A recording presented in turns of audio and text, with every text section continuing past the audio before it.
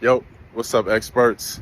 Man, listen, y'all caught me. I'm actually working right now down here in the beautiful city of Miami. It's hot down here, y'all. But listen, I'm excited about this week's episode. I have one of my dearest and closest friends on the show this week, and we're talking about brotherhood, just the importance of it, particularly our brotherhood and our friendship, and how it has grown and evolved and just been whew, just a lifeline of encouragement and accountability for our relationship, and just kind of the importance of brotherhood as a whole. We're talking about navigating singleness as a Christian and some of the challenges that come along with that. And so this is a really, really good episode. I'm excited to drop it on y'all this week. Y'all stay tuned. This is a good one. Expert Human Pod. Let's go.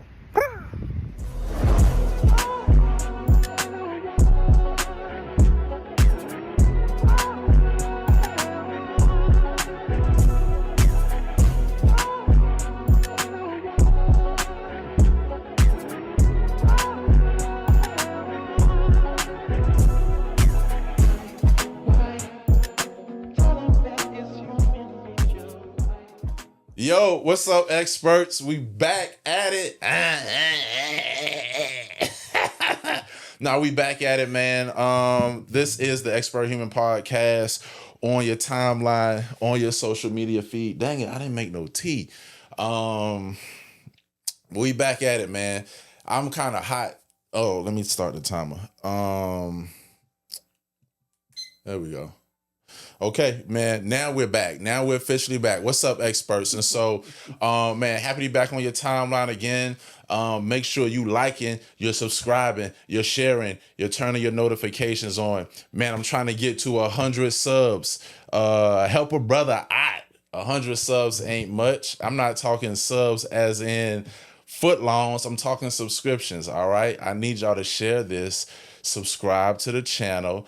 A lot of y'all liking it. Y'all tell me y'all like it. Subscribe. If you like it, subscribe. But listen, man, we back this week with another amazing episode. And listen, I got somebody on the show that if you have watched the show before, you know who I have on the show, because this person has been on the show and now they're on the show in a more official capacity. And this is a really, really good friend of mine, someone who I've known for 15, 16 years now, gone through a lot of life with this person. Yeah, man, it's just a good brother. You know what I'm saying? I got my dog, Richard Dallas Franklin, on the pod. What's up, bro? Man, what's going on, man? It's so good to be on Let the bromance begin. Absolutely. Man. How you doing? Man, I'm good, man. It's crazy. Yeah. I was listening to you count the years. I just told somebody, like, this is going to be my 16th year of being a believer. Oh. And that's how I'm able to keep. So when you said 15, 16, I'm like, yep, that's it. That's how we met at that. Yeah, and so I want to talk about that, because that was a very impressionable kind of first meeting, first kind of getting to know each other. Mm-hmm. And yeah, bro, like since that time where, we met in that little church back in the woods, mm-hmm. man, we've been rocking out ever mm-hmm. since, man. Well, at first you was like, who is this guy? Who's got these muscles rings? This is true. Because you came in on some energy. I was like, what?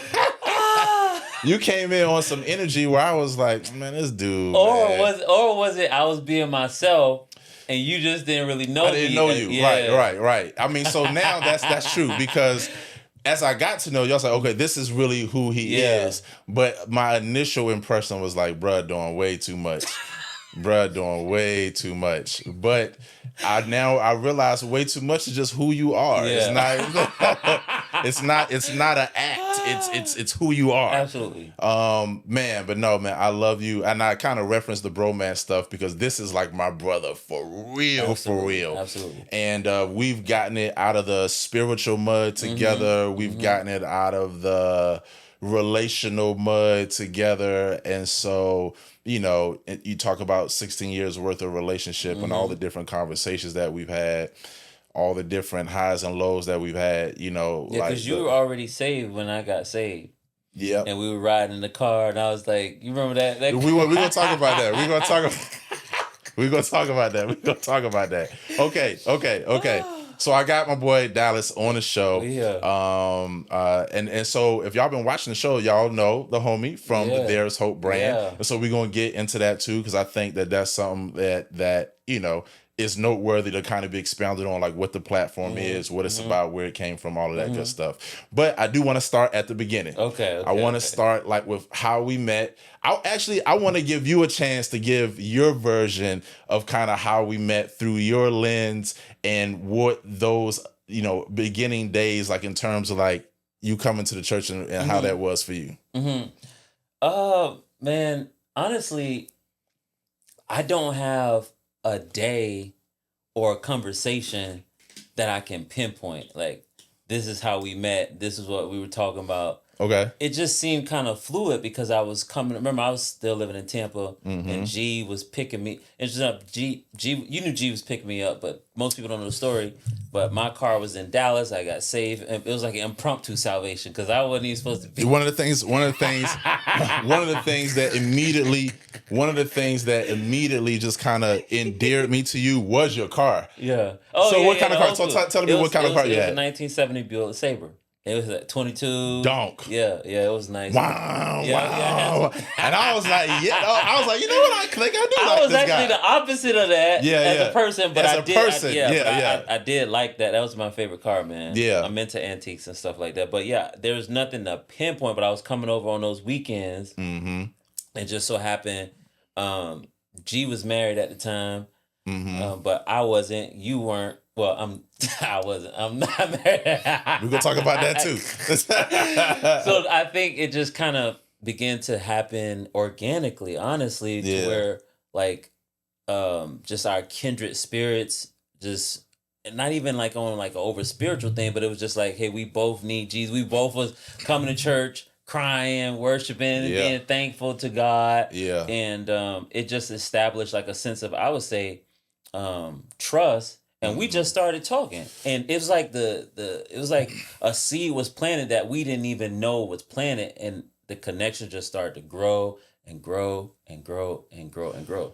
I think, no, I'm pretty sure of actually like what was and has been like, as you say, our relationship, I would consider it very spiritual in some regards. I think about like David and Jonathan in the Bible and kind of how their souls were just so connected to one another. And so, I remember one of the things that really kind of endeared me to you as a brother in the beginning was like, I feel like, and you can tell me what you think about this, like we were both very aware of like our brokenness and our need for God, and we both like that looked different, but we both were like in a very needy, broken, hungry, desirous place. I want to please the Lord. I want to please the Lord. My life, I don't know what to do with it, and we both were just like hungry. And for me, I hadn't met a dude that honestly I felt like was on my level, thinking wise or experience wise, that was going after God like I was.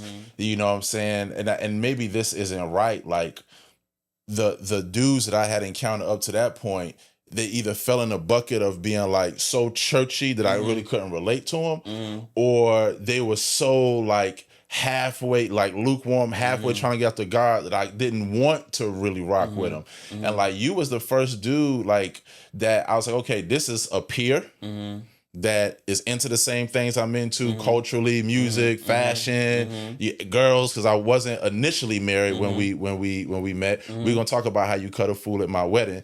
And crazy. Yeah. And so for me, I was like, oh, this is someone that's kind of like me and has the same hunger and desire for God. And so that was like I won't say day one, but like day two, that was the thing that was like, oh, okay, I can lock in with this dude and we can, and then getting to know you like personally, that just kind of solidified it even more.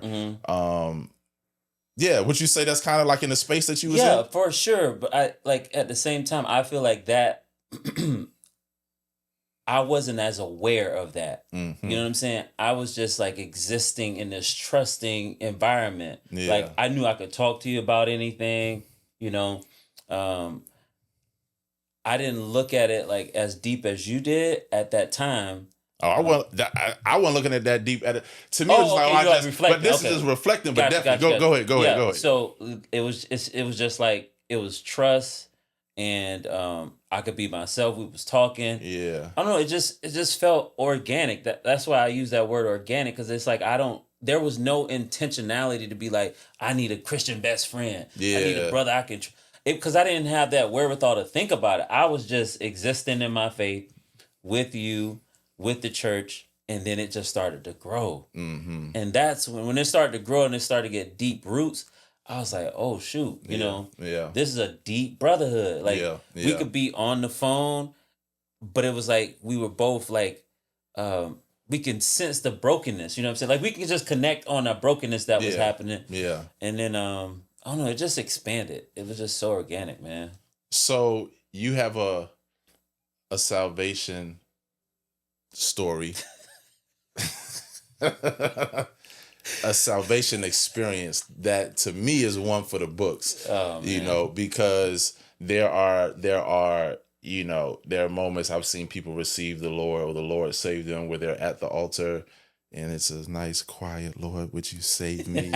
Maybe there's like some tears. Yeah. There's that, right? And it's like you're believing God. You're like, I believe God is saving that person. Like I believe God's doing a work. Right? Oh, There's that just exercising of faith. And then there's your salvation experience.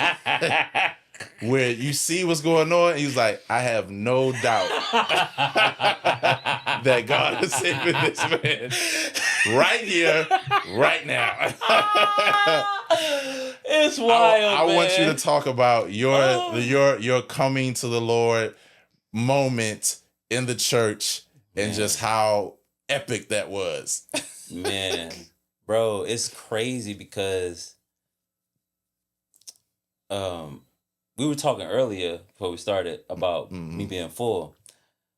I don't think I knew how full I was at that point in time when I came to church. None of that was planned. I knew I needed God, but I didn't know, like, you know how I'm just picturing it in my mind. I'm just like, go ahead. I planned to come to church and do like the normal thing, just come to the altar, just like get give saved like a normal person. That's not me. But go ahead. Yeah, so it was my plans, man. But when I came, Lou, what's crazy? I tell you no lie. Well, I still call you Lou. Yeah, it's all good. So don't do your thing. When I came in, I heard them singing them old school church songs. I just started crying immediately. I hadn't even been in church for 5 minutes. I sat down and I just started crying. And I'm like, what is going on? But I was so full, I didn't even know. And I don't think I've ever been that full since, thank God. But I just started crying. So then I went When you outside. say full, explain what you mean by that. Like put some words to that. Which would kind of tie into what we were talking about, how we connected. I was so broken over my sin. Like, I had been in a cycle. Okay. I had been trying to give my life to God several times in Tampa.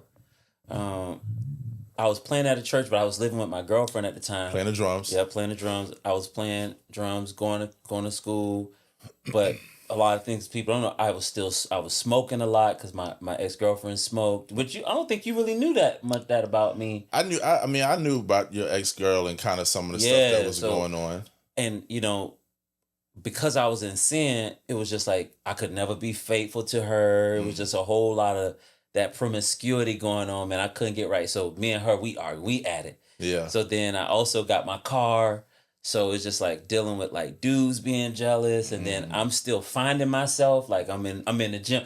It was just like so much, but I wasn't happy. You know what I'm saying? I got you. So I was in this cycle, and I remember just trying to I came home, told my ex after playing drums, I was like, yeah, man, I did the normal Christian thing. I went up to the altar and I said, yeah, I'm giving my life to God. I went back home. I was like, yeah, I got saved today. She was like, all right, want to smoke some weed? And it's the like devil. So I was like, because I was such a horrible boyfriend, I was like, yeah, that's cool. Because that's the least I could do is give you this, smoke this joint. So anyways, I had been in that cycle for years, man. Yeah. And I don't think I ever told you this story, but I told it a few times before. She called my mom one time. Okay. She's like, Miss Mary, your son, he using my card. He using my car. He's sleeping around with women, this and this and that. And so my mom said, all right, this is what I'm going to do. I'm going to pray that God break y'all up. She said that to her? Yes. Okay. I'm pray God break y'all up. And when he break y'all up, she said, when he break y'all up, not if. She's like, when he break y'all up, don't you go back to him and don't you go back to nobody else. Give your life to God. A month later, we broke up. So all of that, man. Prayer of the righteous. Listen. And so, man, it was like I really was trying to grab hold of God. And this is something I still pray for people. Like, it was like my life was like a storm. There was no peace. So if I have people that I know that are like in the world, in the streets, and they need to be saved, I'd be like, Lord, turn up the waves and the rain and the chaos in their life so that they'll come running to you. Yeah. Because I do believe that's what God does. Yeah. So that's how I just ended up so full, man. I couldn't get my life. I couldn't stop lying. Couldn't stop sleeping around. Couldn't stop cussing. I was out there, bro. So when I came, I really needed God. So that's why all that crying was going on. I didn't even know that was in me. Okay, so you're there. It wasn't planned. Because I'm trying to get you to the point where you describe it. So okay, I'll get to that part real quick. Okay, go. Finally, Gary comes outside. Gary Jr. Okay. Salter Jr. comes outside. He's like, yeah, man, so I'm crying. Got tissue all over my face. He gave me the towel because I'm been crying. He's like, you ready to go inside? I said, yeah, I'm ready to go inside. Like normal. I did it like a normal person, like I'm ready to walk inside. Right. I don't remember how you got on the floor. I just remember going inside and I just fell. I don't know how that happened. So let me You like gotta tell it better because for me, man, it was like I don't know. It was like an experience that I couldn't. So it's better if you tell it because I know it happened. I always was curious. Like I always was because I don't know how I got on the floor. And when I tell the story, I tell the dramatic version of the story. And I feel, and I don't think I've ever like really asked you like, what were you experiencing from your end? Because all I could see is like, yo, this dude is dramatic. Bro, you gotta remember, I was in my sins, so I had no plans for this, Lou. Like, I had church etiquette. Yeah. You know what I'm saying? But I also knew, like, I'm a cool dude. Right. I had no plans of being all that. There was no coolness whatsoever. And that's why, like, I admire that because there was... I ain't blaming God, but, bro, I'm blaming God. Like, because that... Bro, God was not me, bro. In that moment, he snatched all of your swagger. It was gone. He snatched all of your coolness. Any coolness, any swagger, any, like, bravado. God was like, give me that. Hold it for a little bit. Oh, you want to be saved? Give me all of your pride, all of that facade. Oh my God. Okay, so from my vantage point, because I was in the sound booth. I thought Greg was in the sound booth. I was back there with him. Okay. And so just to kind of paint like the structure of the building, because that's important, right? So it's just a regular building. Yeah. I think it was like double doors coming into the sanctuary. Yeah. All I remember is I do remember you going outside, Gary coming there with you. So to me, you've walked out of the sanctuary. We're in the sound booth. I think praise and worship is still going. Altar call still going. Next thing I know, it's like the doors just boom. I don't. And then all I know is I look and I see you on the ground. And you are like crawling. I mean, like an army. Yeah. Like the crawl that they do when they like going through physical, like PT. When they under like barbed wires and in mud. That's the crawl you was doing. You was like crawling. And so there is an aisle. There are pews on both sides. And there's an aisle down the middle. Straight to the altar. And you're just like in the middle aisle. No one is in the middle aisle but you. And you are literally crawling to the altar, and it's like everybody in the church was like, "Go, baby, go! You go get him, baby! You go!" And it's like, and as you're crawling, and I'm back there like, "This is a movie. This is a movie." Like, this guy just can't walk up to the altar. So you're crawling up to the altar, and it felt like it took 17 minutes for you to get up to. At no point did it even look like you attempted to even get on your feet or nothing. You was like, nope, I'm going to army crawl from the back of the church to the altar. And that was one of the most like epic salvation occurrences I've ever seen. But what was funny though, Lou, go ahead. No, I'm gonna say like what resonated with me is like, yo, this guy wants God, man. Yeah. This and that I can relate to. That I can relate to. Like, yo, this guy really wants God. I didn't know how broken I was. You know what I'm saying? Like you know how somebody gets sick and they thought, they just kind of band-aiding that thing, then they get so sick they got to get rushed to the hospital. Yeah. It's life or death, bro. That's what I picture it to be. And when I reflect on that, man, that's not me. That's how I know, like, that was all just a sense of, like, you so full and God is so tangible to you right now that you're just going for it. Anything, like, don't throw caution to the wind. It was gone. Like, yeah. Because I'm not, like, even to this day, I'm not the type to just be outward like that. Yeah. You know what I'm saying? So when I think back on it, I'm like, man, that was a God thing. Yeah. And that was final. It was like, this is cemented. You saved. Yeah. Your life is gonna be transformed forever. You know what I'm saying?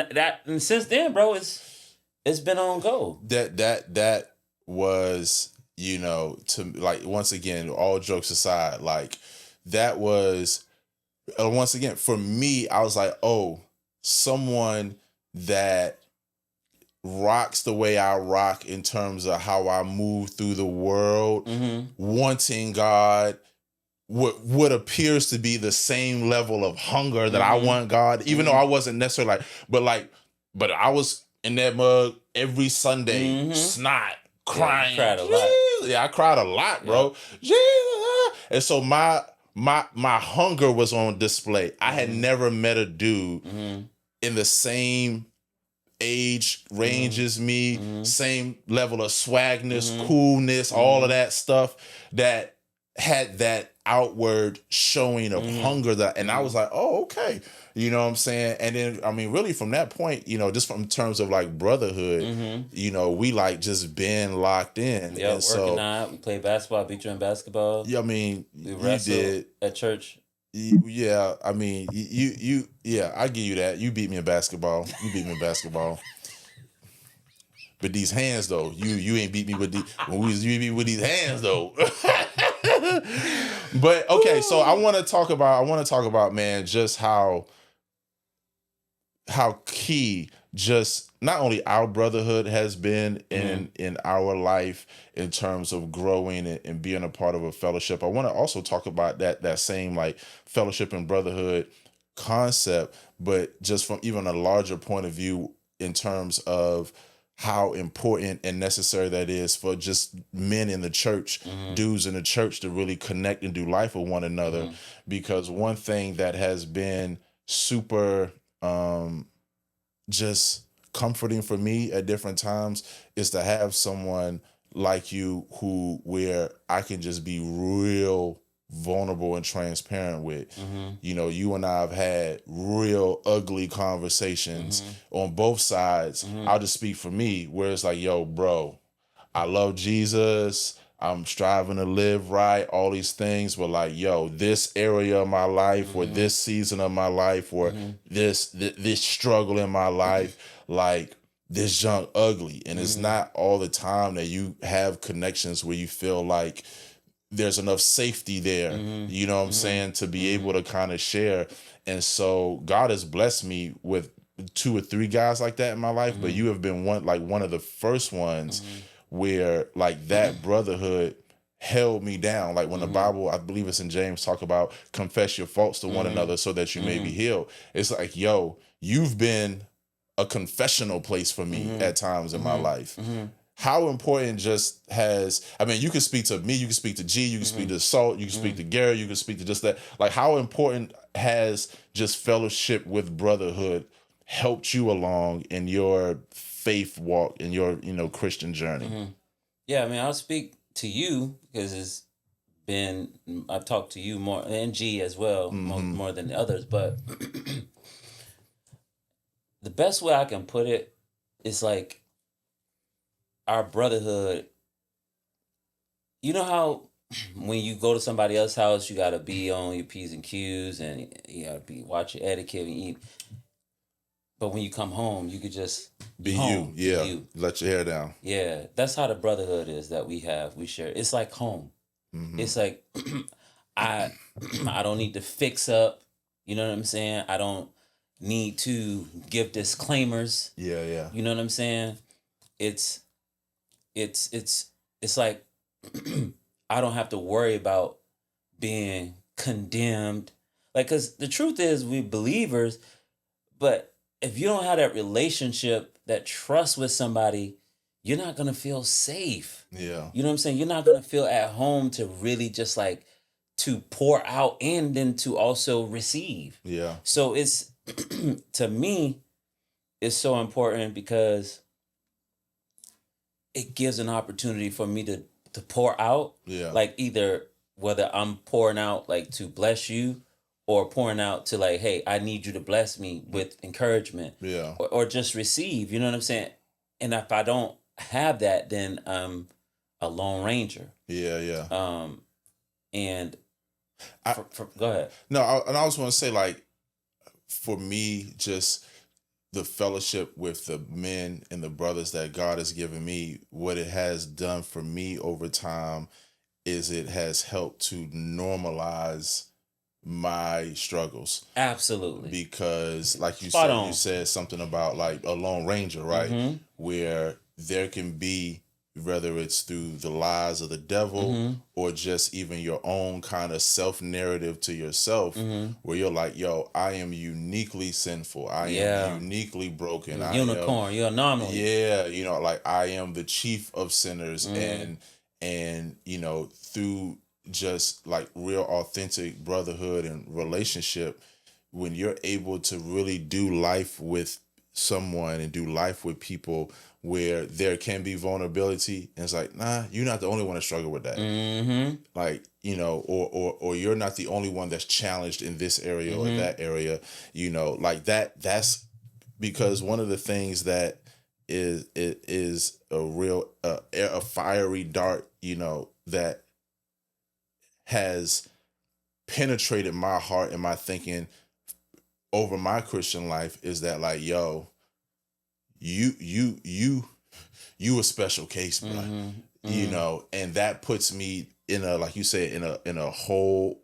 It puts me in a cave by myself to be like, well, let me figure me out before I feel able to do anything or expect anything good to happen, because now I'm at a certain level in my Christianhood or my life or whatever. And so one of the things that just fellowship with you and brotherhood with you is like, yo, not only is it an opportunity for me to kind of confess and be vulnerable, it also provides a space where I'm able to see like, yo, you're not the only one that, isn't living for God perfectly. You know what I'm saying? Like that's been a huge blessing, just, with not just with you, but just church fellowship in general. When you are a part of a good community of believers, they help to like normalize that. Man, you explained that so well. And while you were saying that, I was thinking about the two differences. Like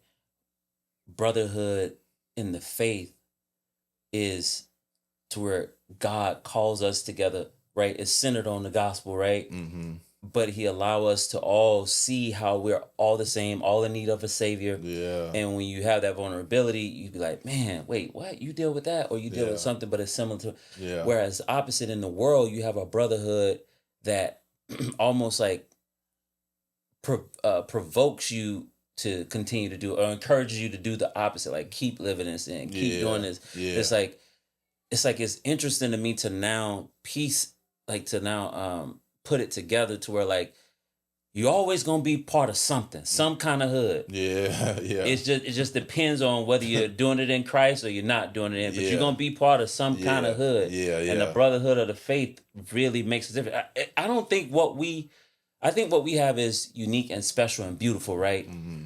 But I think there are other people who are not believers have something that they think is like this, but it's just damaging because they don't have it's set on their standard. Mm-hmm. Our brotherhood is not set on our standard. Mm-hmm. Christ is the standard, which makes it beautiful. But I'm like, well, you've done more street stuff than me, but in the streets it's like the standard is what we say. Yeah. You know what I'm saying? Like the standard is what what I'm gonna get off on. It's based off of a set of hood rules and principles that we all kind of unspokenly agree on, and just like through teaching and training, like that's just how we rock. But you can break them rules too. You can break. I mean, to your point, like being brothers in the faith, you have a different kind of benchmark for how that fellowship even looks, sounds, feels.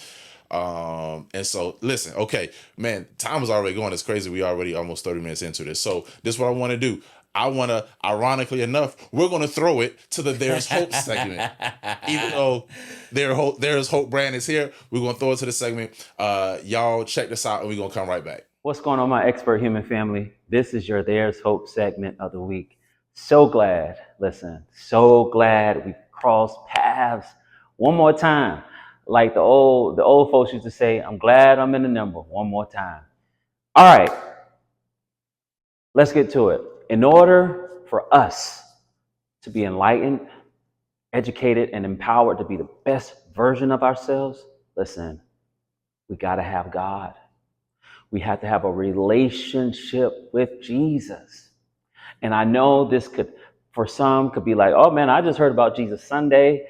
We're almost at midweek. Maybe you've already prepared for your Bible study, but it's good to hear it again. In order for each of us, practically, spiritually, financially, emotionally, all the alleys, in order for us to be the best version of ourselves, we have to have Jesus. John 15, Jesus tells the disciples, apart from me, you can do nothing. I'm just here to remind y'all that without Jesus, our faith walk, we can't do it. To be the best version of ourselves in this life as it pertains to our gifts, as it pertains to our jobs, as it pertains to our families, as it pertains to our emotions, all of the aspects of life, we cannot optimize it without Jesus.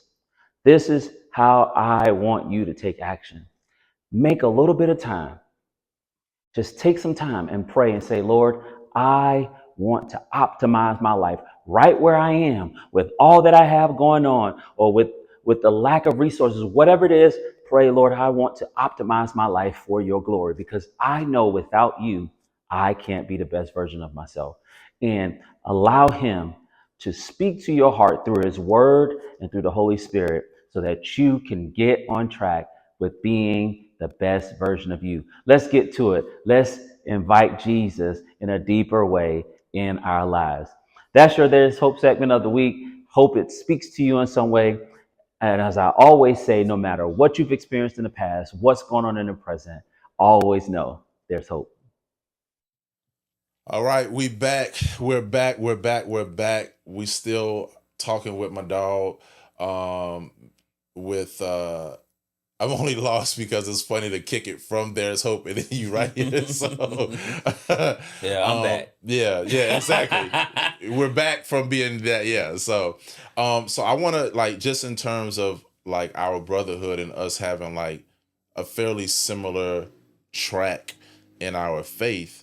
And I've kind of talked about it on the show before, like my whole really kind of deconstruction area in terms of, what the presuppositions I came into the church with the Bible and understanding it, and how over the years that caused a lot of rub and tension in my life. And you and I are really during that same time, we're really going through some challenges with, how the Bible was interpreted in the fellowship we belong to, the way that it was contextualized, the way that it was, presented and all those things. And so I want to kind of talk about just, the deconstruction of our faith, what that did for us, both positive and negative, and what does this, what I would consider kind of reconstruction phase look like in our life. And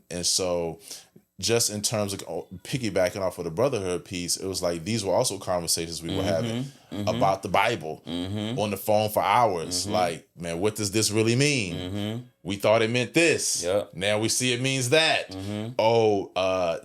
There's more context to that scripture that points the implication of a different direction than what we've heard over the last 5, 10. You kind of grew up in the church 20 some years. Like, I know I have my experience and the isolation from a negative perspective that it caused in my life as a believer. I want you to kind of unpack like what your journey with the Bible has been, with, your relationship with the church has been based on your kind of evolving theological views. Like, what was the introduction of like this deconstruction into your life, and what did that do for you? Yeah. I would say the introduction to it wasn't when I got saved, because when I got saved, I came back to what I knew. Which, I got Jesus, so that's a big part of it. But it was when I lost my job. I had lost my job, and there was a point in time where I lost my job. Maybe I had been saved for maybe 3, 4 years. And I thought I was doing all the things that I was supposed to do to keep my job, like going to work. But I thought I was giving the tithes and the offering and being faithful, serving in church. God owed me, Because I'm following your system. Yes, why did this happen? This formula, like, it's not working out for me. But God is so good, because that was what introduced me to it. So I was like, well, something's not right. If I'm doing things that I'm told I'm supposed to be doing in the way the Bible is being presented to do it, then this isn't supposed to happen. My outcome should be different. Yes. Yeah. But it happened. So somebody's wrong. Either God is wrong or what's being said to me is wrong. And obviously God ain't wrong. So that's when I went into Malachi. And I just read Malachi from top to bottom. And I'm like, wait a minute. That's how it started, man. That was my introduction to it. Because I had a misunderstanding of giving, like the whole approach to it and what was indebted to me because I gave. That's how context became like a part of like my reading and listening. Approach to because it was like, before I had no context, it was just kind of like, whatever read this scripture isolated, read that one isolated. I was just almost like just topically reading the Bible, like looking up a word. Oh, here's the word right here. Don't know if it's been like, because you have the word pornea, but it can also be used like for promiscuity, but it also could be used for prostitution. Okay. Wait, I don't know if it's pornea. I think that's the word that I'm thinking of. Fornication, the Greek breakdown of fornication. I got you. Okay. You follow what I'm saying? Yeah. So in some senses, being used for prostitution, like when someone goes into prostitution, in another sense is used as like promiscuity. Okay. Right. So, but I'm not thinking like that. I'm not approaching it like that. I'm approaching like, oh, this says this is what it means. This is what it means. Like, I'm going to open up the windows of heaven, pour you out a blessing. I'm going to do that. No weapon formed is going to prosper against you. Well, I don't know what that means, because this weapon formed, and in my mind, it prospered. You know what I'm saying? Like, I'm not employed. These weapons prosper. So it was like, that was really kind of like how I got there, bro. Because it was like I wasn't understanding some things, and just some other theological things. Like, we started having conversations, and which I've always told you, it's almost like you've always kind of been ahead, because you're more of an avid reader than I am. Okay. Right. And so I would say I've always had passion. But you can have passion, but if you don't know how to channel that, yes, yeah, or where necessarily, yes, I guess, yeah, how to go to get the understanding of what you're reading, and you're just gonna have all this passion. I got you. Whereas you had passion, and then you were also reading a lot and getting exposure. Like you were already into the Reformed preachers before I was. Okay. So I wasn't being expanded or exposed to it yet. Yeah. So I didn't know. I just had a whole bunch of passion, and I also came into like, man, this ain't it. Like, can I confess something to you I've never said to you before? Okay. Because I know the level of challenge that the introduction of Reformed theology, maybe a more historical Orthodox theology, the challenge that brought into my faith life, my fellowship life. There were moments even when we were taught that I felt a level of guilt. Wow. For talking to you about it and introducing these thoughts to you, because I was like, yo, this junk is turning my faith upside down. It does flip it. And now I'm like, hey, bro, check this preacher out. Hey, bro, read this book. Hey, what you think about this scripture? And knowing that it's like it's causing a wrecking ball to go through my whole framework, not of who Jesus is, but how I understand him. And there have been moments, bro, vividly, where we would get off the phone and I'll be like, I don't know if I should be talking to him about this, God, because I feel a level of responsibility to be like, Lord, I don't want my brother's faith to be shipwrecked. And the reason for that, bro, is because during that time, so this was 2015 to about 2020, 2021. This, I mean, really like that whole 5-something years was like deconstructing, reconstructing. And I seen so many brothers who I had love for, who were a part of like the CHA Christian hip hop community. We doing all these shows. You kind of see the same 100 people or so in different places and spaces. And I was a part of seeing what this whole train of thinking and this word of theology, how it was kind of hamstringing dudes. So much so to it's like, yo, I see certain brothers just falling all the way off, certain brothers just going all the way left, where they got such a hard critique of the church that it's like, yo. And I was like, yo, this is good and dangerous at the same time. Like, it's good that, like, yo, okay, we really understanding the Bible now. We're really critically digging into the scriptures. We're really able to see the magnitude and the glory of God, and you know, all these different doctrines about salvation and eschatology and all these things. And I'm like, yo, this is wonderful. It was in one sense it was birthing something in me, and in another sense it was killing something in me. And I was like, yo, I'm kind of passing the same burden on to my brother. And I felt a level of responsibility about that for a long time. I'm glad you're sharing that. I didn't feel that way. Like, for me, this is how I look at it, bro. You had a responsibility to share with me truth with me, right?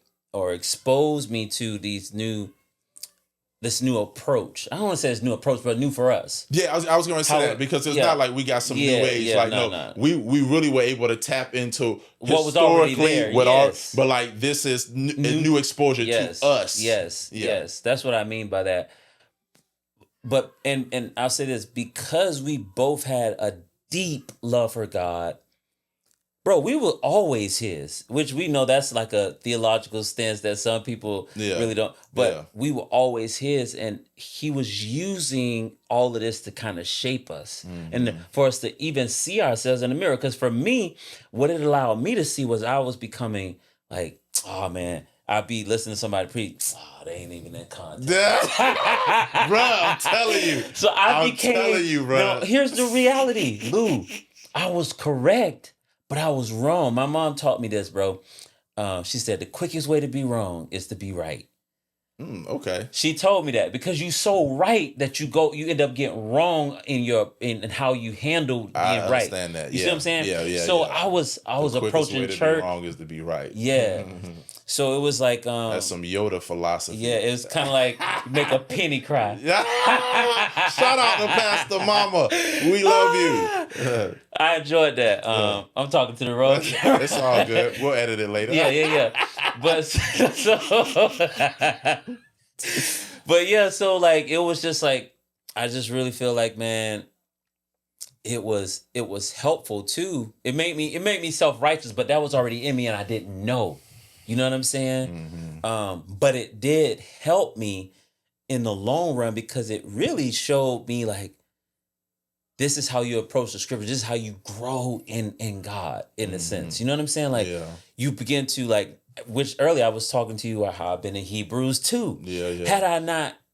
Had you not shared like how to approach the scriptures from a historical, from a contextual standpoint, like looking into the Greek and the Hebrew definitions of things, I wouldn't be able to understand how somebody may go crazy in here, but how Christ can't stop being faithful and merciful to me. Yeah. You know what I'm saying? And how that blows my mind. Yeah. You know what I'm saying? But it's 100%. because of those conversations, which I used to always tell you. I've always complimented you on that. Like, man, you really help expand my walk. Even though, like, it could have been dangerous, your heart was in the right place, in my opinion, to tell.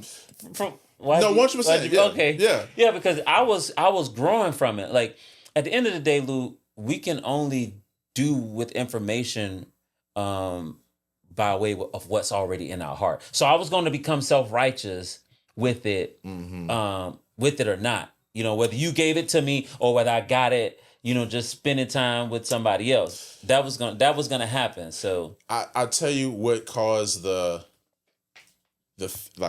some level of fear in me, and like I said, kind of a sense of guilt, is because I know, you know, and maybe we're talking too broadly around the subject in terms of, because when we keep saying like something new or like new to us, people be like, well, dang, what y'all got like some special gospels? Yeah. And so I don't, you know, I don't want to make this necessarily a theological conversation where we're unpacking all the tenets of like Calvinism and Reformed theology, but things like, you know, eternal security. Can I lose my salvation? You know what I'm saying? Can I forfeit my salvation? Where's that imaginary line where I've done enough sin where God's like, that's it. You know, you're back in the grave. Your conscience is now, you know, you're now made unalive again. You know, you're plucked out of my hand. All these different things. You know, Romans 9, where it's like predestination, where like, yo, God called me from the foundation of the world. Well, if God calls those who are saved from the foundation of the world, what do we do about those who aren't saved? Because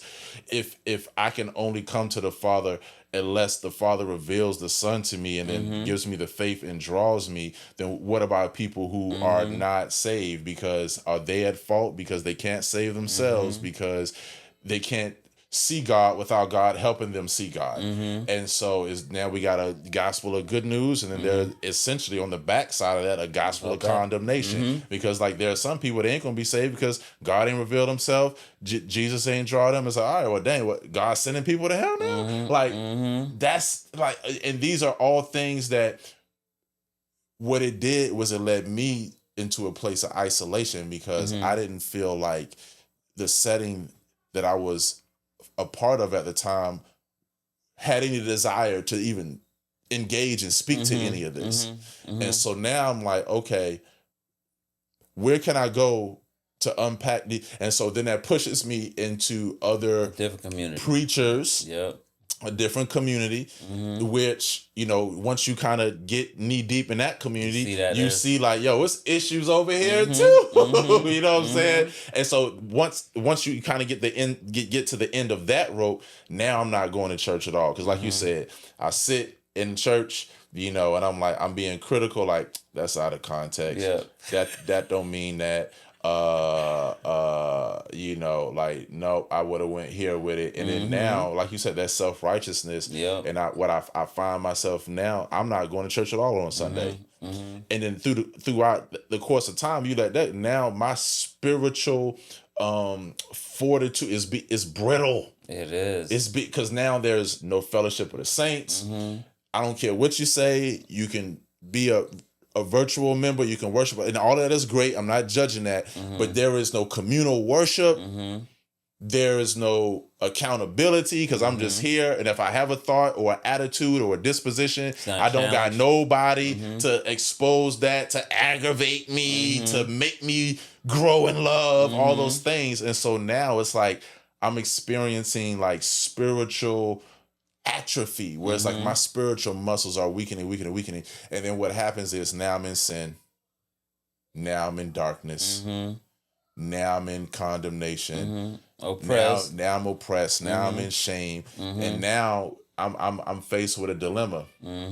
Either I'm going to stick to eternal security and like, well, I'm saved. I'm just, or now I'm having questions. Maybe I wasn't saved at all to begin with.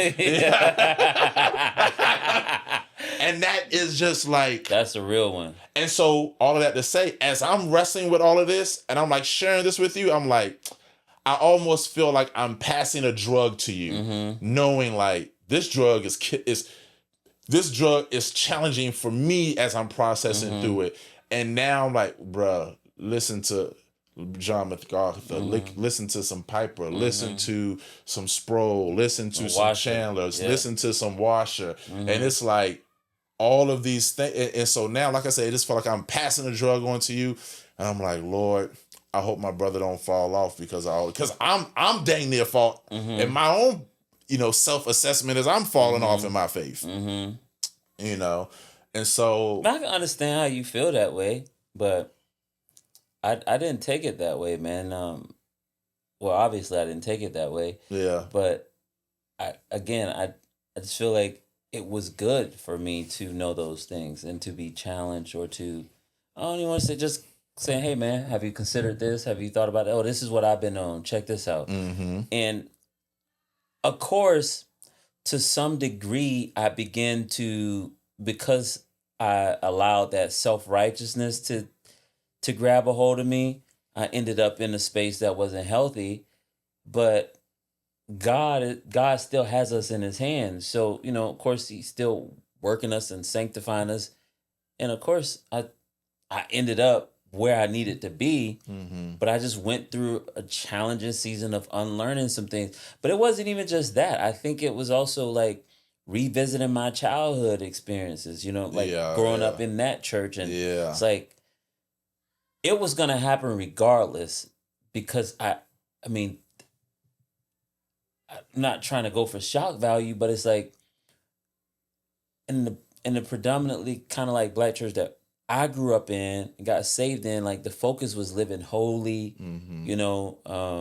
coming to church, not so much on discipleship. Okay. And I don't mean that in like, because I got saved at church we grew up at.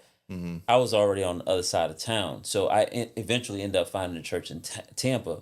It was more about like being involved, like not so much discipleship. Like if you're involved, you're gonna be a disciple. Yeah. Versus understanding like serving at church is not discipleship. Exactly. Yes. Oh man. That's that. And what I'm saying is that was part of my problem, and that was gonna come regardless. I was gonna face that. So I do want to talk about, because I think you got some unique childhood church experiences, but I there's what I don't like doing is unearthing problems and issues for the sake of talking about problems and issues. Because I'm thankful to God that where I'm at in my faith walk now and in my theology now, I feel like the Lord has graced me to kind of thread a needle and find and have peace about a certain level of balance that, I'm able, prayerfully by the grace of God, to approach the scriptures, understand them, read them, have my own heart encouraged, have my own heart challenged, my mind renewed, and to be a part of a fellowship where if in my arrogance I think I understand it, and there are places where any brother or sister may be off or whatever the case may be, I can still have peace and genuine fellowship and love there, and not be like, man, I can't do this because y'all not getting to the nuanced points of limited atonement or whatever the case may be.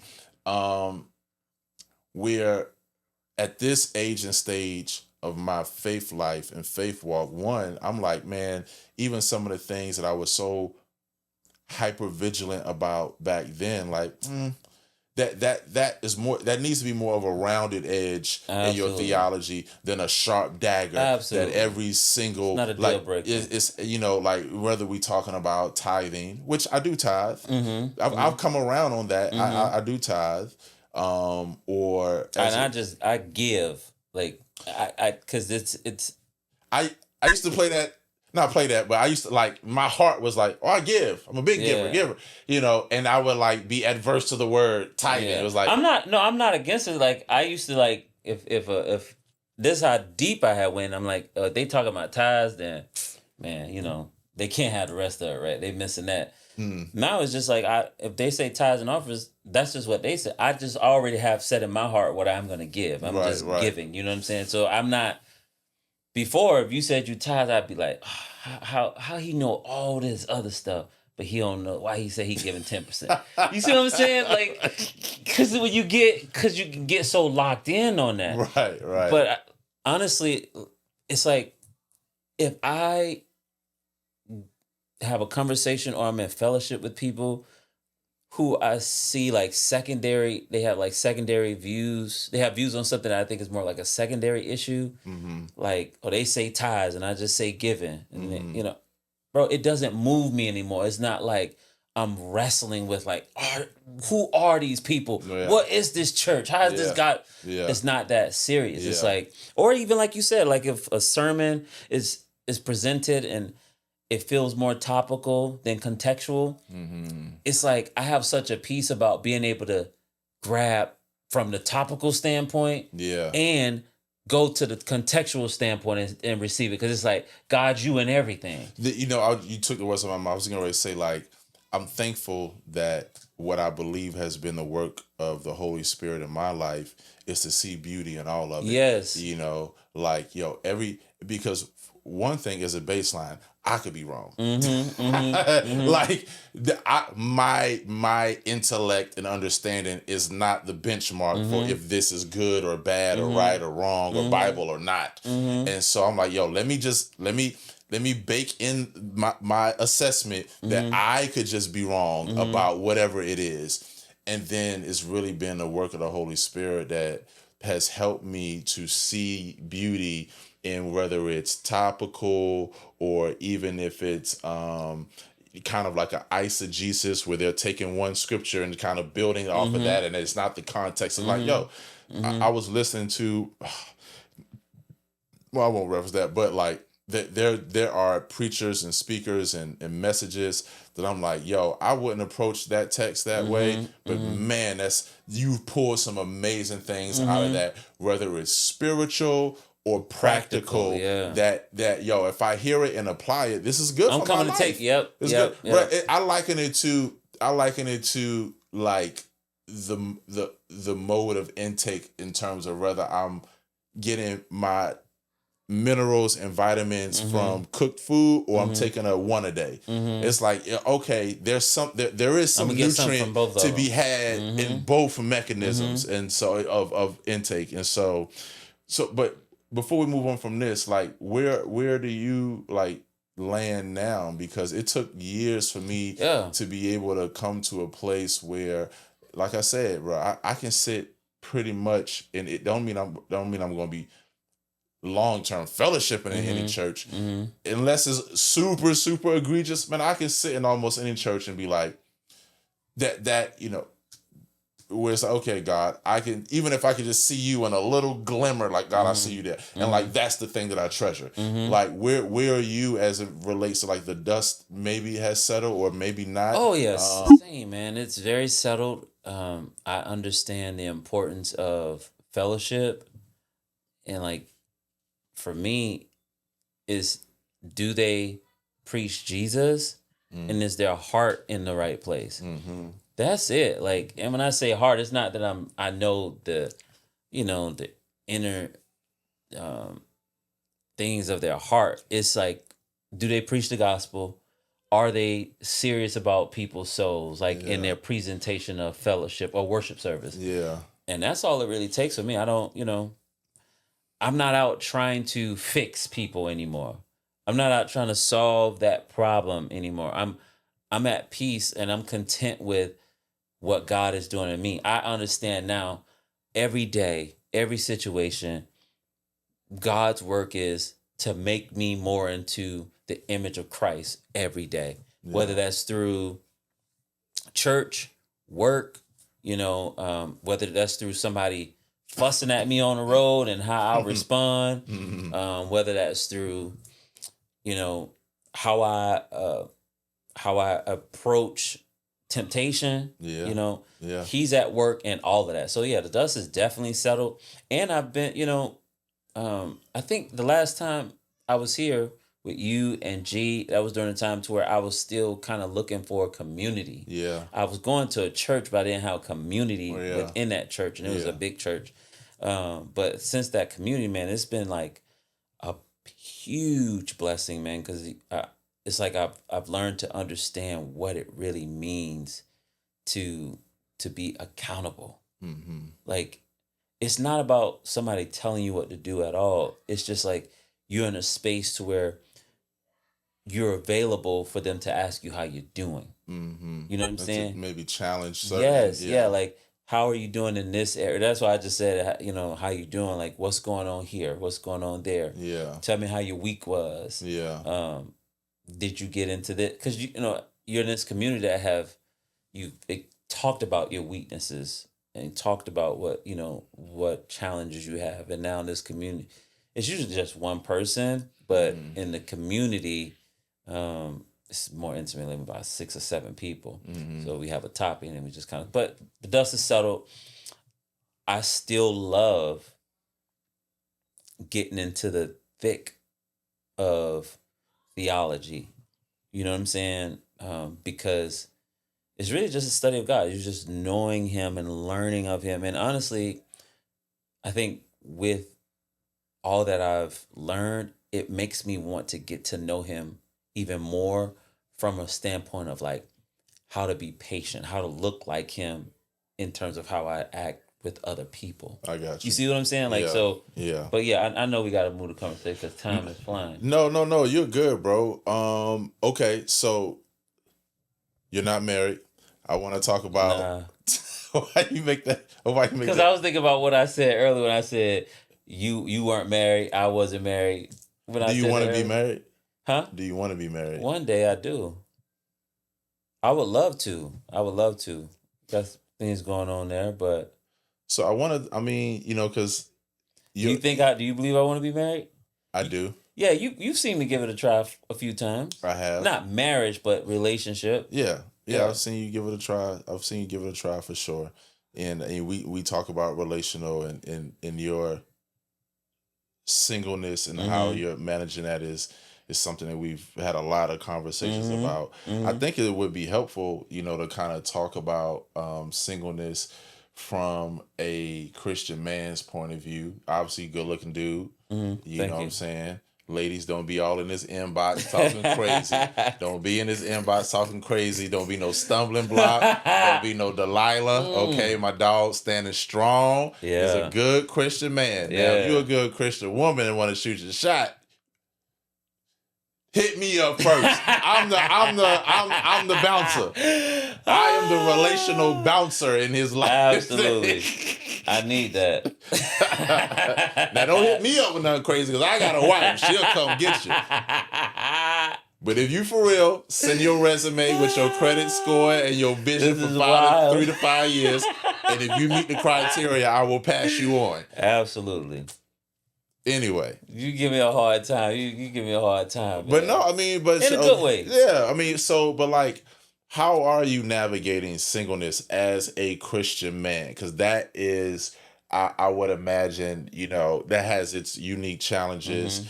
Like, how are you managing this season of your life where you're not married yet, but you are living for God and wanting to be, pure and you're ambitious,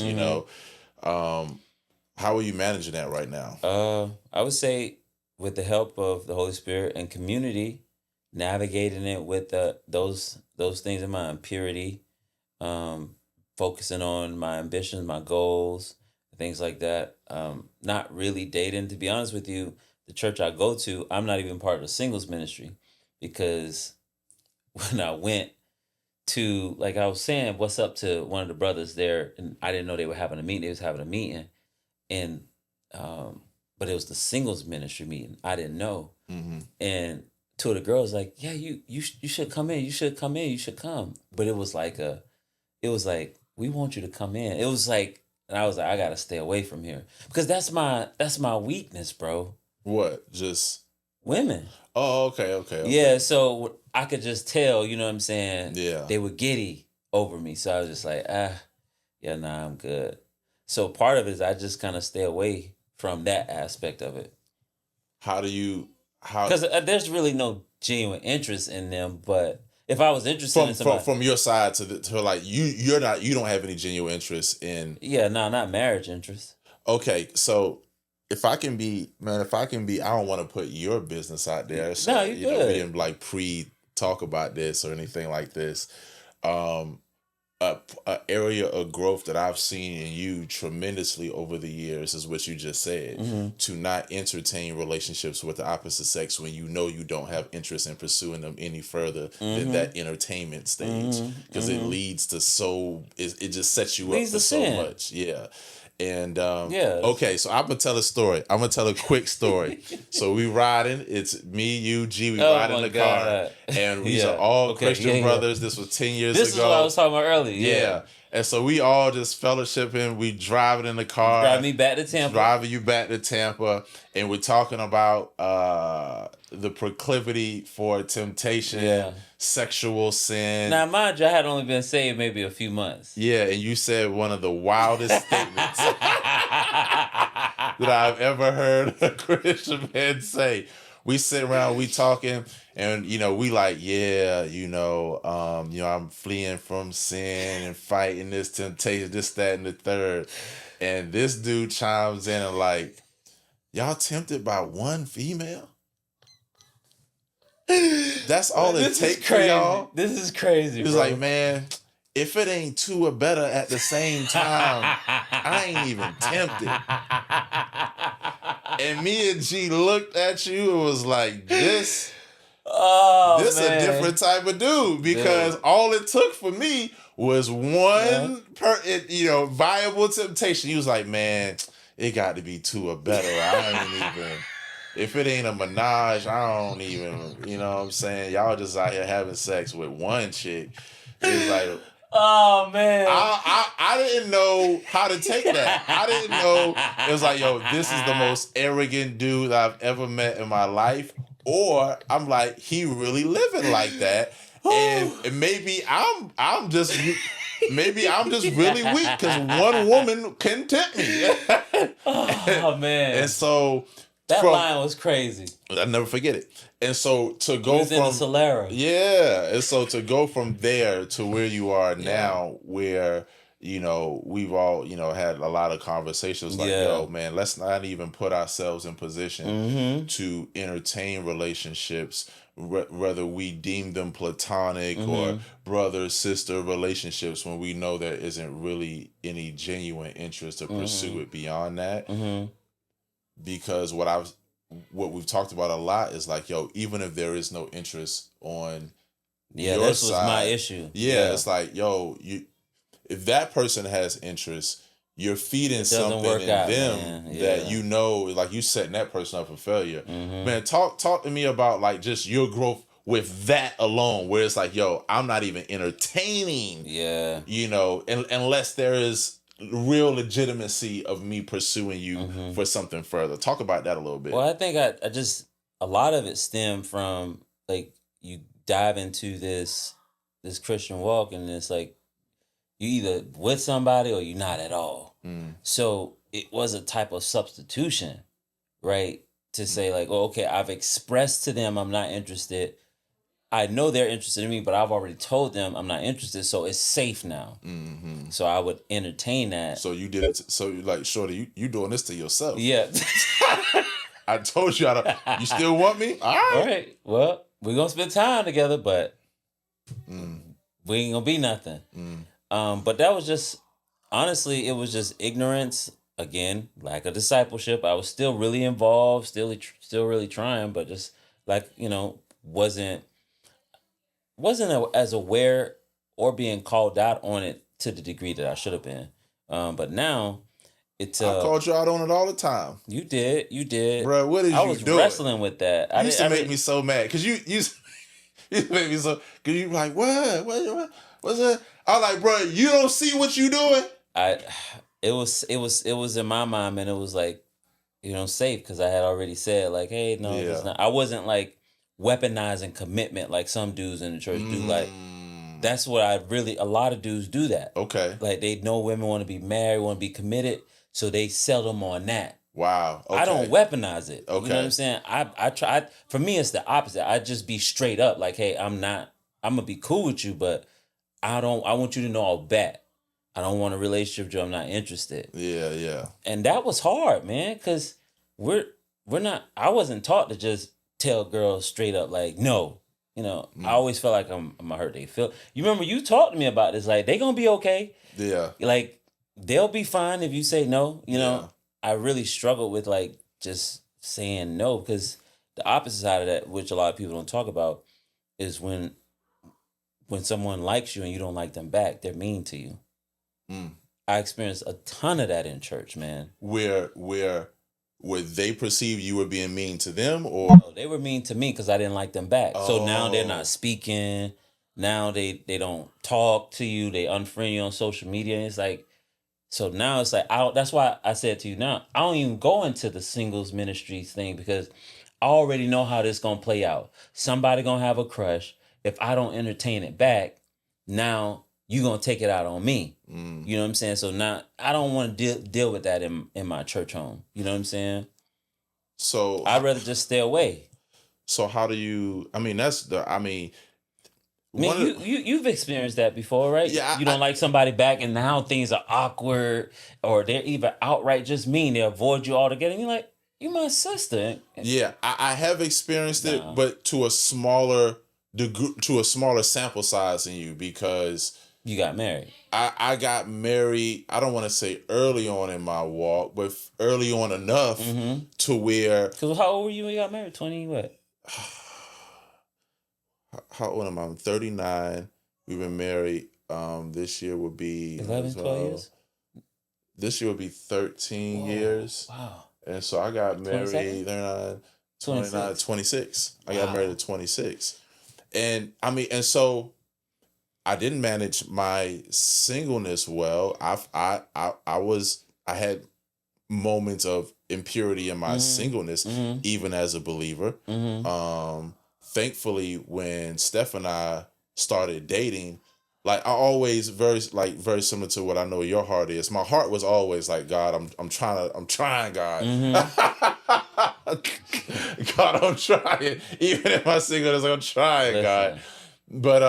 But what I didn't do a good job of is kind of what we talk about. I was like, yo, I'm trying, but I will put myself in spaces and places to connect in relationships and with women that I knew didn't have the same value system as me. And so it's like, I already am fighting something in me, they ain't got nothing. And so you add your gas on it. It's easy. And so Dunamis. Yeah, man. It's a different kind of power. And so I just had a smaller sample size than you, which is one thing, man, that I just commend you for, because even throughout this entire time of just our brotherhood, like you have like been fighting the good fight, to be pure and to be responsible with other people's hearts, And I don't think men get the conversation about how like aggressive the sisters can be in the faith. it's something to be talked about. Not tonight, but talk about it. It's really aggressive, man. It's really aggressive, and I'm not just talking about, you know, Christian aggressive. I'm talking about Christian women with street aggression. You know, like, I'm gonna show you. You know, and that's something that's why you can't be a good guy in church doing good things for single women by yourself. It needs to be a bunch of people around, cause bro. No, I mean, it's real. Like, you gotta understand, there's desire that is in us to have a woman. It's the same thing that's in them to have a man. So it's like, in women's circles, when they talk to women they trust, they be ready to jump on the man. You know what I'm saying? So imagine, like, you got this comfortable environment with this woman. Now, she ready to jump on you, and you ready to jump on. Yeah. She knows how to. Hey, I got dinner. I cooked some dinner. I thought maybe she gonna show you all the fruit of the spirit. You go there. She gonna show you all the fruit that make you think this is a good. Not make you think like this is a good Christian woman, and then she show you some. She's a good Christian woman, but she got a plan for you. she show you the fruit of the spirit, the and then when she gets you alone, she gonna show you the vegetables. So hold on, wait. So I didn't want vegetables, sister. I just wanted fruit. It's tough, man. I'm serious. Yeah. Because you know how I talked to you about this, man. It's like, I remember, put it like this, man. At the end of the day, as a single Christian man, this is what I'll say. My walk hasn't been perfect, and I'm the first one to tell you. But I also think you have to be mindful about who you share what you've gone through with your walk with.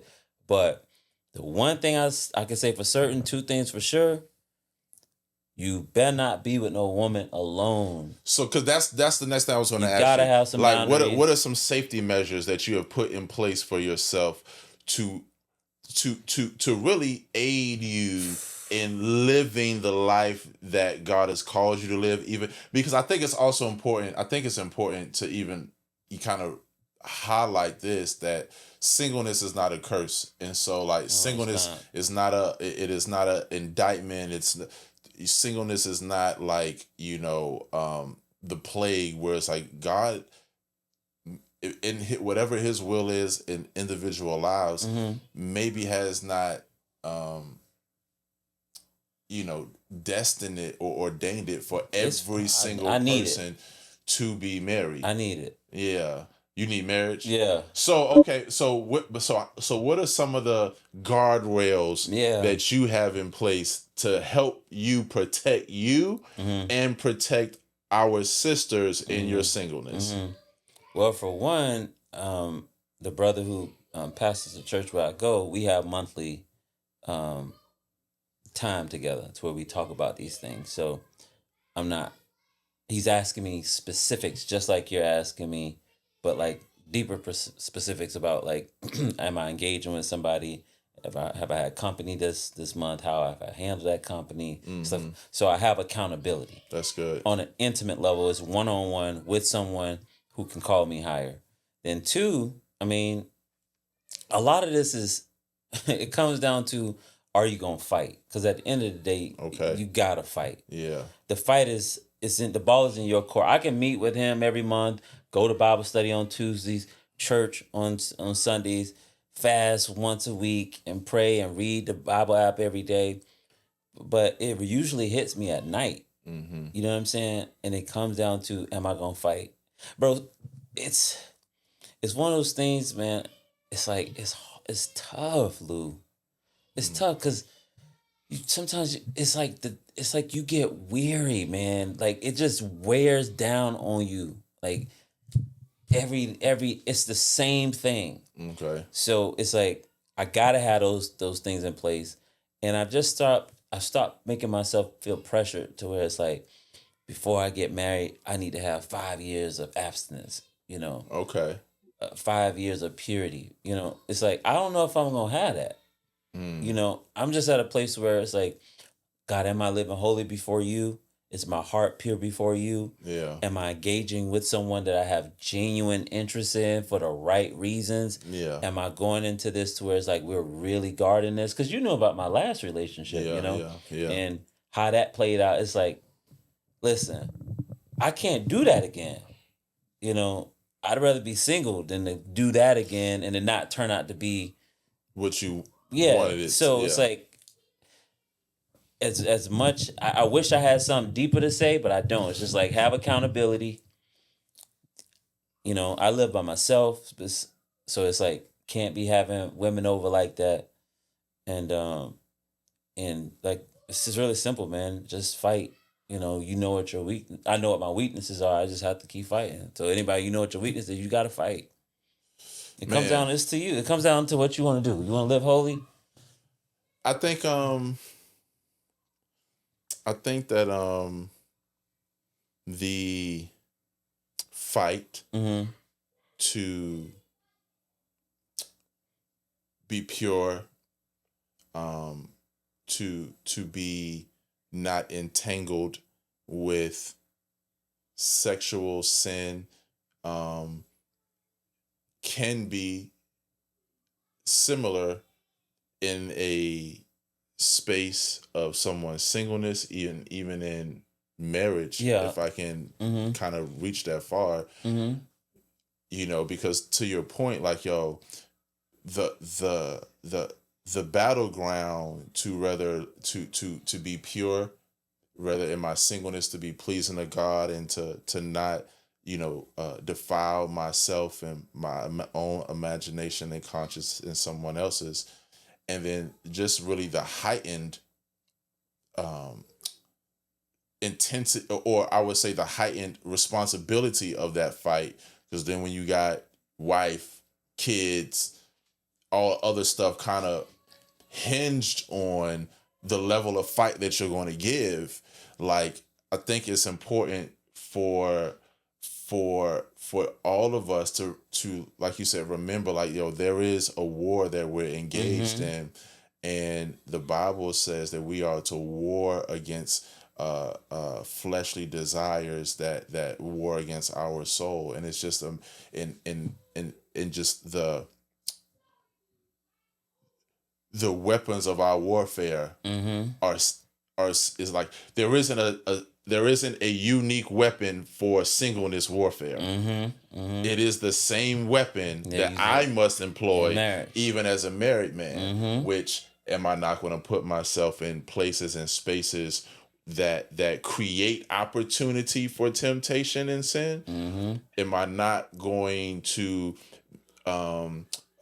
indulge myself in triggers that resonate with the sin nature in me? I try, even as a married man, like, it's certain things like I don't want to watch that. Not because maybe it is so far gone or whatever, but like, there is something in me that if I allow it to have contact with something outside of me, it triggers something in me. And so I just think that's to like why I don't. It's nothing. It's not that the girls being interested in me at church. There's no slight at them. They didn't disrespect me. They didn't say anything out of pocket. It's me, bro. It's me knowing, like, me seeing that. It just wake up that nature, like. Yeah. So it's like I'm just gonna stay away. So when you say that, I get it, man. But you do want to be married. Absolutely, man. And I hate to be saying this on the podcast. I just feel like so many dudes say this, and they weaponize commitment. They really just want women to hit them up. Bro, I really want to be married. And I know, because in my mind, I'm probably self-righteous, but in my mind, it's like, man, I know these dudes came across some good women. Now look at me on the podcast saying the same thing, but I really do, man. But as you also know, I don't jump in a lot of relationships. Yeah, yeah. You know what I'm saying? Yeah. I haven't given myself a fair shake at that. I could be pretty hard on myself, but I believe part of my life is not unlocked because of that. I really probably the past month or so, I've been like man, I'm not able to unlock the next level for me because I'm not married. You know, it's so funny that you say that. I like on a couple of shows ago, I kind of said something along those lines where in Proverbs, you know, it's 31. We're talking about. Oh, I listened to that. Yeah. You know, find a wife. He who finds a wife finds a good thing and obtains favor from the Lord. It's like, yo, there is a specific, unique, set aside kind of favor and access that is, you know, that can only be, you know, kind of attained through like the marriage union.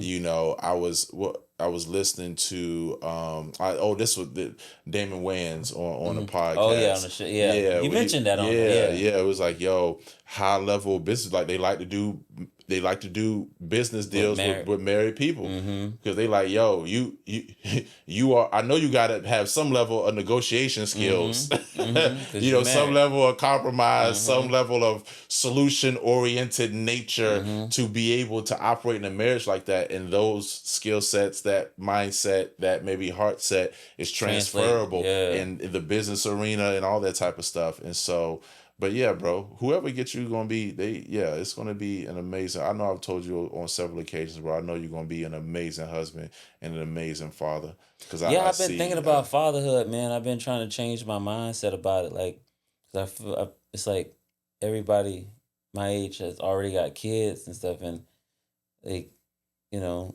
you, Dots, my brothers, I got my sisters. They got kids, and some of them are grown, and some of them are teenagers. Some of them are about to head into teenage.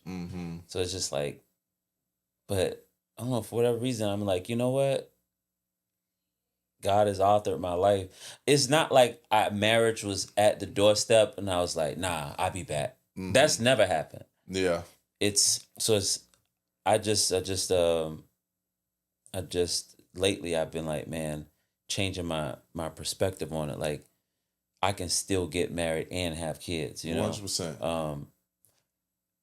But I do want to get married, man. I feel like it's gonna unlock something, but it got to be the right person, man. Because, and I don't mean like a perfect person, bro. But you know how my last. So the calves can be a little big. You know, that was how I messed up before. Man, you still remember that, bro? Bro, I will never forget some of the things. Like, bro, if you don't. I was wild. But you see, since then I've tried like a few times, definitely. And my mom and my sister told me, they was like, "We proud of you." On the last go, they was like, "Yeah, you really was trying." And I told you something very similar. Like, yo, some of the things that you said to me, which is not public for public consumption, I was like, bro, you ready? Yeah, you ready? You know what I'm saying? And so, because I ain't trying to be a ladies' man, bro. I think some people actually think that, you know, that's my MO. I just love that. I just so happen to be single. You know what I mean? Because I never imagined being 41 unmarried, bro. Ever. It just happened. And I know somebody said, "No, I ain't just happy." Listen, it was probably, Lou, had I got married when everybody else got married, we'd be on this pod talking about, you know, post divorce, like recovering from divorce, and not because of the woman, but because of me, because I just was so you've talked to me, we talked a lot. You can tell, like, yeah, this man, he really, like, he naive about some things. Like, we've talked about this. Yeah. I mean, and that's why when I said what I said just a moment ago, and I said it to you regarding your last relationship, I was like, bruh, you moved right. You know what I'm saying? Like, yeah, you moved right. And, you know, it's just unfortunate that it, you know, kind of played out the way it did. But like everything that I knew and everything that I saw, and, you know, even, you know, us being in the same place and time, and, you know, all of that, it was like, that's why I was like, yo, yeah, bro, you did this. I think I'm ready now, bro. It's just a matter of just meeting and locking in. All right. Making a decision, I guess, to meet somebody and be like, okay, I'm going to. So, so my sisters. Oh man. Don't do me like that. Doug. Let's pivot before I say something irresponsible. All right, listen, this is what we're going to do. We're going to go to one of my favorite sections. Words for nerds. Words for nerds. for We're going to be nerds. here when y'all get back. Yo, what's up, experts? We back at it again with this week's segment, Words for Nerds. And listen, we're doing something different moving forward. Because I love this segment in the show so much, and because I'm actually a nerd at heart, like for real. What I'm gonna start doing is I want to start every week. I've been encouraging you guys to use these words in a sentence, like commenting. Y'all ain't really doing it like that. So I'm hoping to incentivize some behavior here. And so what we're going to do is I'm going to start giving out a prize each week for the previous week's word for whoever comments the best sentence using the word for that week. The following week, I'm going to announce the winner on that episode for Words for Nerds, which means you got to actually listen to the segment. You got to actually think about a great sentence using the word for that week, and then comment that word in the comment section of the video. And listen, this week's word is super appropriate, just kind of off of the tailwind of last week's episode with Nathan, where we discussed very, lightheartedly just some of the merits or lack thereof of capitalism, a word that you'll want to familiarize yourself with if you are engaged and care at all about conversations around equity, privilege,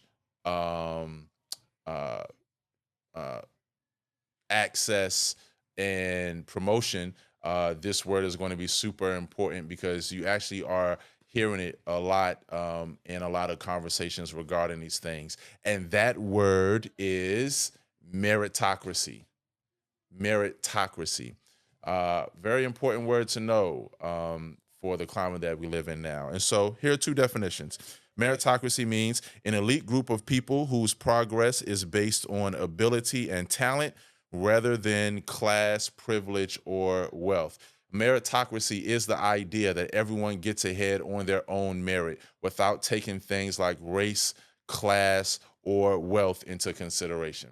This is another really good definition here. A system in which such persons are rewarded and advanced. And so the idea that America is presumably built on is one of meritocracy, where everyone starts off with the same line, and the one who gets the promotion, the one who gets the access, the one who gets the privilege, the one who gets the opportunity is the one that was best suited for it based on their merits alone, what they brought to the table intellectually or from a work ethic perspective. That promotion was solely based on that individual's merit. That is a system of meritocracy. And so I won't get into all of the implications of the word in the context of the political, social, and economic climate that we currently live in, but it's definitely a word worth knowing and exploring. Meritocracy. Best sentence wins. Let's get back to the show. All right, we back. That's Words for Nerds. Listen, obviously every week we kick it over to your segment, There Is Hope. I want you to kind of unpack, like, what is the There Is Hope platform? What does it mean? What's the mission? You wrote a book. You are an author. Yeah. So just talk to me about There Is Hope in general. Yeah. So in general, it started back in 2009. We had already met, and I'm so sorry. I was just based off of what we were just talking about, and he was like, "There's hope." It's like, I get why you say. I get it now. But it's the whole concept, though, man. Okay. It's like no matter where you are, no matter what you've experienced in the past, no matter what it is, there's hope. There's hope for sure. When it first started, I just got saved, and I was at Dot's place, and the inspiration came to write a book on hope. And I was like, how can I write a book on hope? My life is a mess. And it's like, that's the perfect reason why you'd be a great candidate to write a book on hope. That was the rebuttal. And ever since then, man, I just been pushing that hope, because sometimes, Hope boy. yeah, it's a time, and it's a timeless message, man. Yeah. Like it's really about just making sure a person always knows, no matter what season they're in, there's something to expect ahead that's good for you in God's eyes. Yeah. You know what I'm saying? Yeah. Like, Yeah. don't get stuck where you are. Don't get stuck in the mindset of what's going on is your end story. Like, no, there's more ahead for you. You Yeah. know, and that's really the premise of it. Like, there's hope in you. There's hope for you in Christ. There's hope for you in this practical life, getting to that grit and that grind. Something you've lived out, just you didn't know you was living it out under the umbrella of there's hope, because your life story, bro. Yes, You know what I'm saying? yeah. Spiritually and practically, Yeah. it's like, man, there really is hope. Yeah. As a man, as a father, as a husband, all that, man. Yeah. So So out of the message of there's hope, there's been a couple things that kind of, was birthed from that. One was the book. So you wrote a book. What year did you publish this book? 2018. 2018. Yeah. And then secondarily, obviously, you wanted the merch. So I see the fly jersey crop that you refused to send me in the mail. But there's also a clothing brand. Talk to me a little bit about the clothing and the fashion side of that. Yeah, honestly, I didn't even plan to do the clothing piece. What ended up happening was, I was like, I know everybody don't read. So I need to have something to sell to people who don't read. Only to realize, like, man, this is another creative lane to express this message of hope. Yeah. And that's kind of how I got into it. I have a ton of ideas, man. It's something I genuinely love to do. And I honestly, it's one of those things where, like, I can't like deny how much I love this part of it, but I also understand, like, I can't forsake the spreading of the message of it. Yeah. So it's like I've been trying to balance that, as I've talked to you about it, finding the right kind of vendor, the right quality, getting a lot of different samples and stuff like that, so I can get in a groove of merch and distributing that merch, Yeah. But we've been at it for a while, man. Maybe since 2022 with the merch.